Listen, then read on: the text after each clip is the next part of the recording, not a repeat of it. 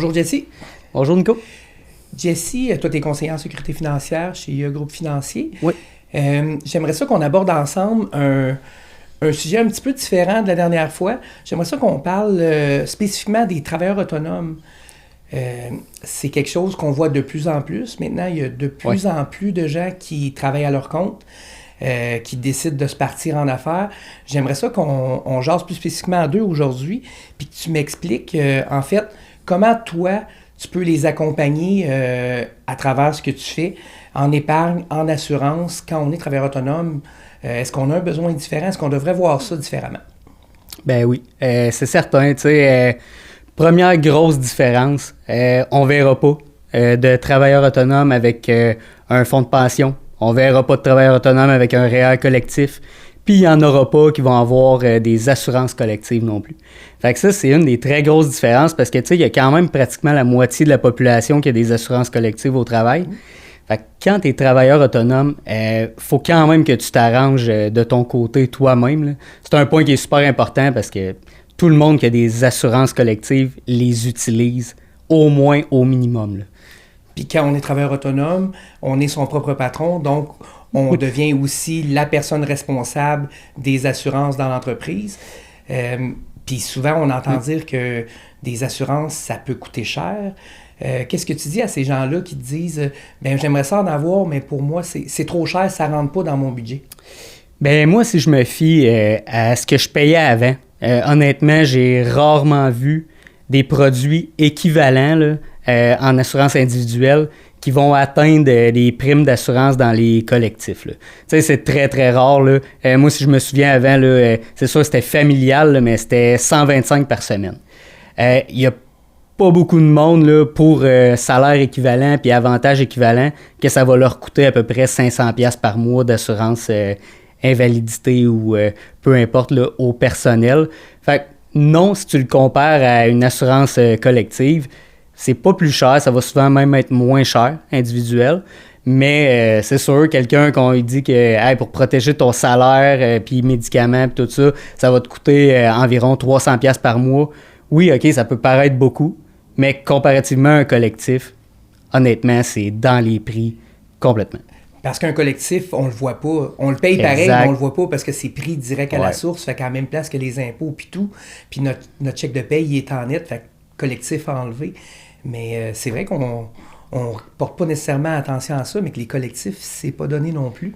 Non, c'est ça, c'est des produits qui sont quand même assez chers, là. Surtout avec les statistiques de nos jours. Là.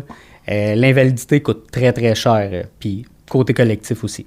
Puis, justement, pendant qu'on parle d'invalidité, pourquoi un travailleur autonome devrait se prendre une invalidité? En fait, est-ce qu'on devrait y aller vers une assurance invalidité de type assurance salaire ou une assurance invalidité de type prêt? C'est quoi ton opinion là-dessus? Bien, les deux sont super importants puis ils servent pas à la même chose non plus, là. Assurance salaire, c'est certain que c'est essentiel pour un travailleur autonome parce que s'il ne travaille pas demain matin, il n'y a pas d'argent qui rentre. Fait que, tu sais, c'est quelque chose qui est super, super important puis il ne faut pas passer à côté. Puis, c'est sûr, s'il y a beaucoup de dettes, ben, on peut venir couvrir aussi la partie de dette, que des fois, ça peut être important parce que ça peut être des choses qui sont essentielles à l'entreprise, ça peut être la maison familiale.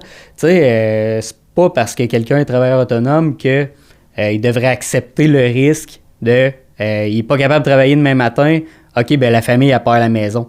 Tu sais, il n'y a pas personne qui a un collectif au travail à qui ça va arriver. Fait que, pourquoi, en tant que travailleur autonome, on ne s'occupe pas de ça aussi, tu sais? Fait qu'assurance salaire, c'est un must, comme tu dis. Est-ce qu'il y a d'autres types d'assurances que tu dis, moi, ça, mes clients, c'est important que je leur explique l'importance de, à part l'assurance salaire, ce serait quoi, selon toi, la deuxième assurance la plus importante à avoir quand on est travailleur autonome? Oui, bien, après l'invalidité, là, le risque, le prochain risque le plus probable, ben, c'est maladie grave. Ça, c'est certain que c'est un des produits d'assurance que tout le monde de nos jours devrait penser, juste à cause des statistiques qui commencent à être de plus en plus élevées, là. Puis en tant que travailleur autonome, c'est vraiment encore plus important. Parce que, mettons, là, un coiffeur. Bon, ben le coiffeur, puis même peu importe le métier, là, quand tu as une clientèle, ben si tu as un diagnostic de cancer et tu ne travailles pas pendant 6, 8 mois, 1 an et demi, ben tu sais, c'est fort probable que ta clientèle va savoir trouver un autre comptable, trouver un autre barbier, trouver une autre coiffeuse. Fait que, pas nécessairement 100% de ta clientèle qui va revenir. Fait que, en plus d'avoir perdu du revenu pendant ton traitement, ben tu recommences à zéro quand tu reviens. Fait que c'est vraiment là, quelque chose qui est super important. Puis quelqu'un qui a un collectif, ben c'est sûr, le besoin ne sera pas au même niveau, mais assurance maladie grave, on est capable de protéger tellement de choses avec ça. C'est super important pour tout le monde. Oui, parce que en tant que salarié, moi, si j'ai un cancer demain matin, comme tu dis, je fais mes traitements pendant 6 mois, 1 an et demi, comme tu disais. Je reviens au travail, je récupère mon poste aux mêmes conditions, la même chose, la vie continue. Même salaire, même poste, il n'y aura pas eu de problème. Assurance invalidité collective va avoir payé. Fait que c'est beaucoup moins pire. Mais tu sais, c'est aussi important pour tout ce qui pourrait être à côté. Tu sais, s'il y a un traitement qui n'est pas couvert, qui pourrait être meilleur que ce qui est offert au public, ben ça pourrait faire cette différence-là d'avoir une assurance maladie grave pour quelqu'un qui est, mettons, salarié. Là. Puis qu'est-ce que tu dis aux gens qui disent ouais, mais moi, l'assurance, c'est payer dans le vide, je ne trippe pas là-dessus. Là. Tu sais, je suis pas sûr si je vais être malade. Puis si je n'ai pas été malade, ben ça, c'est de l'argent que j'ai perdu. Là. Je serais bien mieux de me mettre ça de côté, mettons. Oui. Ben, tu sais, c'est tout le temps un calcul qu'on peut faire. Selon le profil d'investisseur de la personne, là, il y a des produits qui sont super intéressants, qu'on peut mettre un remboursement des primes de 100% après certains nombres d'années ou à 65 ans.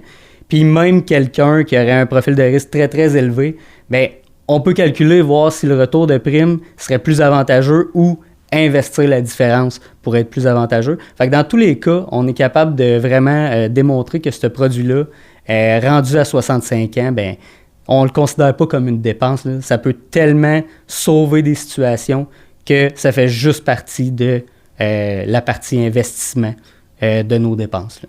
Puis là, tu m'amènes sur le côté investissement. Moi, en tant que travailleur autonome, c'est moi qui provisionne mon impôt. Fait que c'est moi qu'il faut qu'il calcule ça. Comment tu m'aides là-dedans? Est-ce que c'est quelque chose que tu fais avec tes clients? Leur expliquer comment ça fonctionne, les accompagner dans ça? C'est quoi tes solutions pour les gens comme moi qui sont travailleurs autonomes puis qui doivent penser à leur impôt eux autres mêmes, les acomptes provisionnels, leur RQ en double, toutes ces choses-là? Est-ce que c'est quelque chose que tu fais, toi, avec tes clients?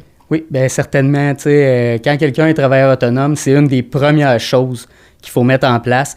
Puis là, ben, en espérant que peut-être qu'il a fait déjà 1 ou 2 années, puis qu'il est déjà habitué, que ça va déjà bien, met déjà de l'argent de côté. Mais il y en a beaucoup que la première année en tant que travailleur autonome, ils ne mettront pas aucun argent de côté pour les impôts. Puis c'est vraiment rendu en mars-avril que là, ils vont avoir une petite surprise. Là. Fait que c'est sûr que quand on rencontre quelqu'un, c'est une des premières questions qu'on pose. Puis c'est super facile là, pour nous d'évaluer là, vers la fin d'année, ça va ressembler à quoi la facture d'impôt. C'est très, très, très simple à évaluer. Là. Parce que, tu sais, être travailleur autonome, c'est aussi avoir des revenus qui sont peut-être moins fixes que quand j'étais salarié. Des fois, ça peut être pas mal plus avantageux, mais des fois, ça peut être moins avantageux pendant certaines périodes de l'année. C'est quoi ton conseil, toi, pour ces gens-là, justement, qui ont à penser à l'impôt ou qui ont à penser aux mauvaises périodes peut-être à venir? Comment tu gères ça, une année d'incertitude? Parce que moi, je suis en train d'établir ma business, fait que là, ça va bien. Ça fait 2 mois que ça va bien, mais ça a été long à partir. Puis mon contrat est fini, mettons, dans 1 mois. Après ça, je ne sais pas qu'est-ce que ça va aller. C'est quoi les choses que tu peux mettre en place avec des clients pour les aider à se structurer, pour avoir une certaine stabilité financière?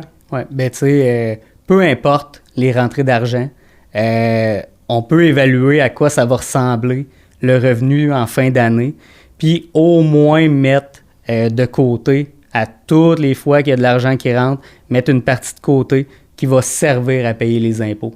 C'est sûr, ça peut être dur à évaluer, mais on est tout le temps mieux d'être un petit peu plus conservateur et d'en mettre un plus gros montant de côté. Puis au pire, en tant que travailleur autonome, on ne vit pas ça, des retours d'impôts. Mais quelqu'un qui va avoir mis trop d'argent de côté pendant son année, ben ça va être pareil comme un salarié. Il va payer ses impôts, il va en rester dans le compte, il va vivre comme un retour d'impôt. Ça va être super le fun rendu là. Mais c'est sûr qu'on est mieux là, à toutes les fois qu'il y a une pièce qui rentre, ben, il faudrait mettre un certain pourcentage de côté. Puis ça dépend vraiment du taux d'imposition. Là. Il n'y a pas de montant précis. Là, ben non, tu sais, on pourrait dire quelqu'un qui va faire 40 000, ben on pourrait dire de mettre 25 % de côté. Quelqu'un qui va faire 250 000, on pourrait dire de mettre pratiquement la moitié. Fait il n'y a pas de chiffre magique, mais c'est ça qu'on regarde avec nos clients aussi. Là. OK. Fait que là, on a parlé des protections d'assurance invalidité pour travailleurs autonomes. On a parlé aussi de l'importance d'une maladie grave. On a parlé de l'épargne systématique pour provisionner les impôts puis les imprévus. Côté assurance-vie, est-ce que c'est quelque chose qui est nécessaire pour un travailleur autonome? Est-ce que c'est quelque chose qu'on devrait se soucier ou c'est pas vraiment important côté business? Ben, tu sais, ça dépend tout le temps de la situation. C'est sûr, s'il y a des partenaires, si c'est un entrepreneur qui a des partenaires, ça peut être super intéressant.